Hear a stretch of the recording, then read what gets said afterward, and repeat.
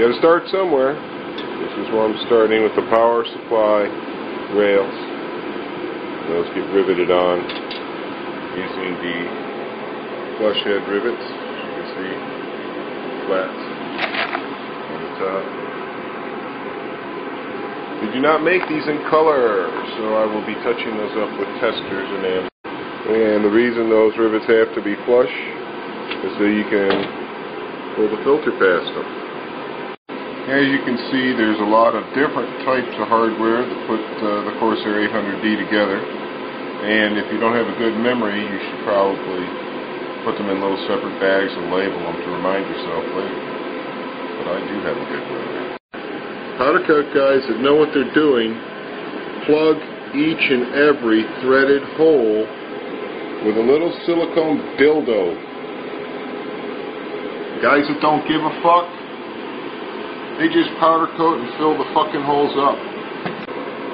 So what you want to do is tap that little bastard out. That's right.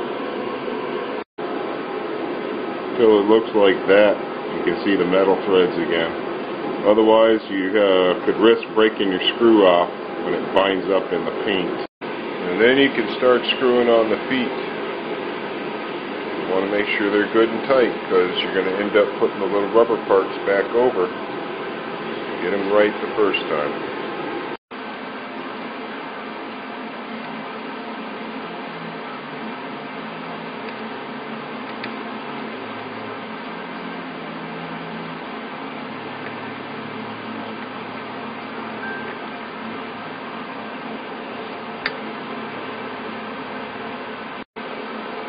Then the last part I need to put on the bottom is the little custom plate I have made.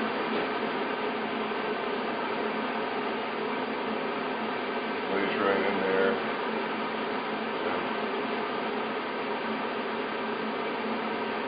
Drilled and tapped.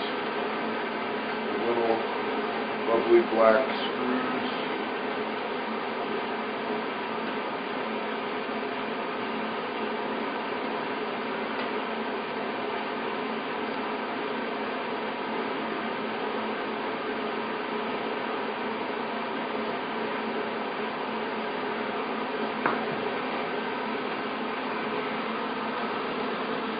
So the final deal will be that lovely effect right there. Okay, and to complete the bottom panel, you got to stick the little feet on, and it's held on with a transfer adhesive, and you got to make sure you've removed all your residue. This is Arctic adhesive remover. This is part 1, which is basically like lemon oil. The best way this works is if you rub it around on the surface you want to remove.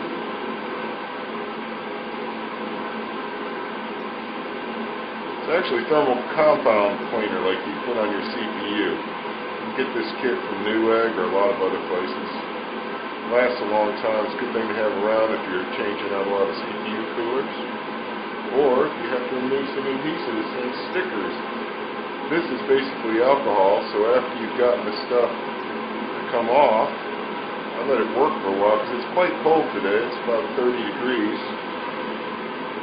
We'll get back to that later.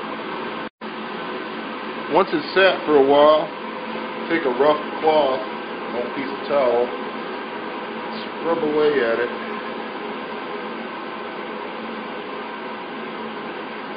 You got 6 of them to do.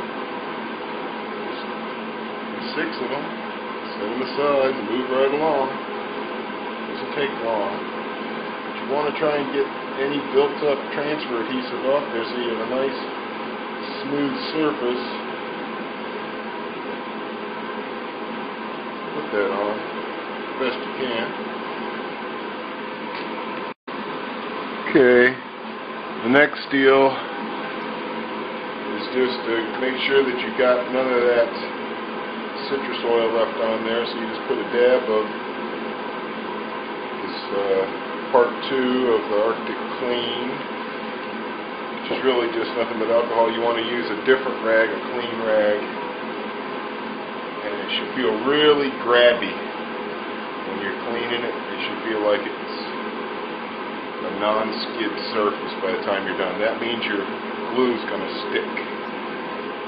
And it's basically, that's what transfer adhesive is it's a strip of glue that you can dispense like tape. Okay, transfer adhesive is kind of a pain to work with because it's nothing but a film of glue. It has no tape to it, and it's dispensed on the back of this non-stick material, this paper. What I do is I tape it adhesive side up, and I press my parts to it.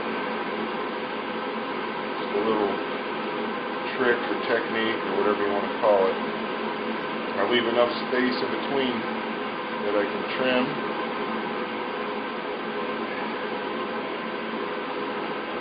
And then what that'll leave you is a little piece of paper you can peel off your part when you're ready to stick it in place. So by having a clean part, using the right kind of adhesive, you can replicate the factory method and have these little pads installed properly where they stick the way they're supposed to. And you just use a razor knife and a nice surface. Try not to distort the little rubber pad by holding it down and just cutting that off of there. Now you got little pads ready to install. Okay, the trick to installing one of the pads is you use the razor knife to get the little piece off. Make sure your adhesive is still on where you want it. And you get one end started in there, and then you go back and you get the other end started in, and then you work it so that you have your two ends in place. And that makes the pad nice and bouncy, and there it is, all stuck in place, looking beautiful in factory. And that's takes to put the base back together. Yeah. Pretty much the starting point for everything else. There's the heaven. That two-tone black and white theme going on throughout the whole build.